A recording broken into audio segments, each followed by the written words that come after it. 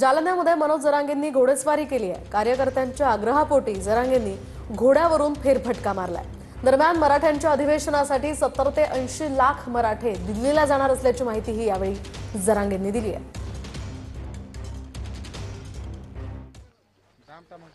आपण पाहतोय मनोज जरांगे या ठिकाणी घोड्यावर स्वार झालेले पाहायला मिळत आहेत। या सगळ्या कार्यकर्त्यांच्या आग्रहासाठी त्यांनी घोडेस्वारी केल्याची माहिती आहे। दरम्यान याच वेळी त्यांनी लाखो मराठे दिल्लीला जाणार असल्याचं सुद्धा सांगितलेलं आहे।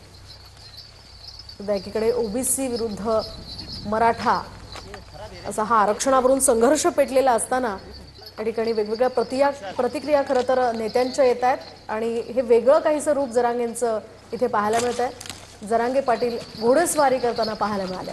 त्यांच्या कार्यकर्त्यांच्या आग्रहापोटी जरांगे पाटलांनी घोडेस्वारी केली आहे। घोड्यावर बसून कुणीकडे कुच करणार आहात, कुणीकडे जाणार आहात? दिल्ली दिल्लीला जायचं आता? आता दिल्ली कोणत्या प्रश्नासाठी जाणार दिल्लीला?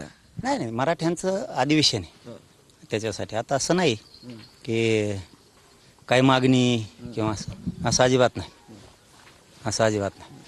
तुम्ही किती मराठे जाणार आहेत दिल्लीला? तिकडे सॉरी कुठे करणार आहात?